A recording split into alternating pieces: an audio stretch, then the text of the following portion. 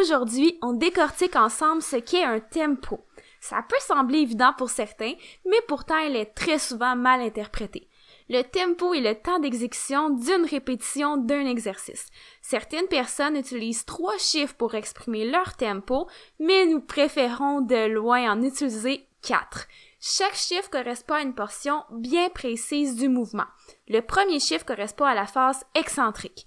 Le deuxième chiffre est la transition entre la phase excentrique et la phase concentrique.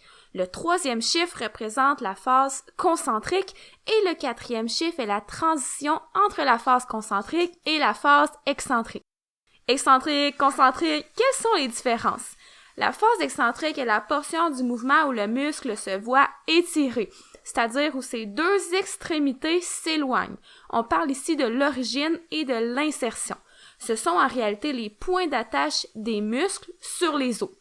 Dans la phase excentrique, le muscle travaille en retenant la charge. On utilise généralement un tempo plus lent dans cette portion du mouvement car nous y sommes plus forts et aussi parce que c'est intéressant dans une optique de technique et surtout de gain en hypertrophie. Dans la phase concentrique, les points d'attache des muscles se rapprochent et le muscle se raccourcit. C'est la portion la plus difficile du mouvement, celle où l'on force contre la charge.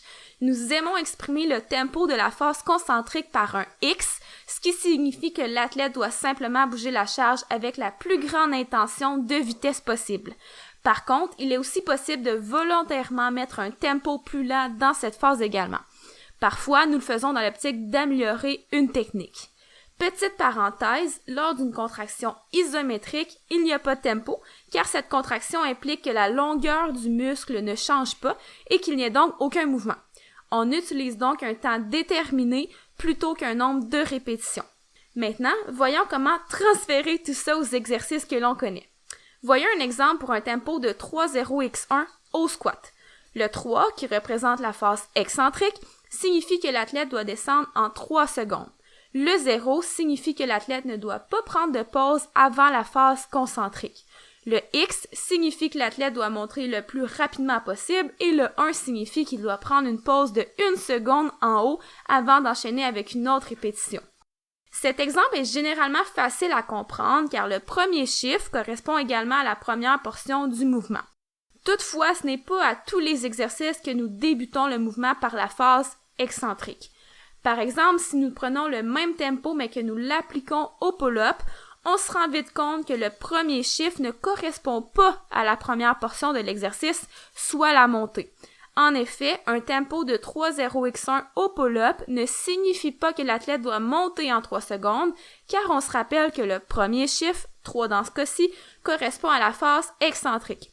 Au pull-up, la phase excentrique correspond à la descente, car c'est là que l'athlète retient la charge, soit son propre corps généralement.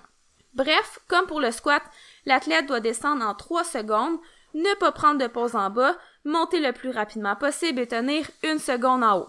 Tout ça pour dire qu'il ne faut simplement pas penser que le premier chiffre correspond à la première portion du mouvement. Il correspond toujours à la phase excentrique, portion où l'on retient la charge. Que l'on débute par cette phase ou non. Je n'ai pas beaucoup parlé du deuxième chiffre et du quatrième chiffre, mais c'est hyper simple. Ils correspondent simplement à la pause entre les phases excentriques et concentriques. S'il est écrit 0, c'est qu'il n'y a simplement pas de pause à faire. Et dernière chose, il se peut que même après avoir écouté cette vidéo, vous soyez encore un peu perdu face au tempo. En effet, ce n'est pas facile à appliquer au début car il faut savoir bien identifier chaque portion du mouvement. C'est donc là-dessus que je vous laisse et je vous souhaite un bon entraînement.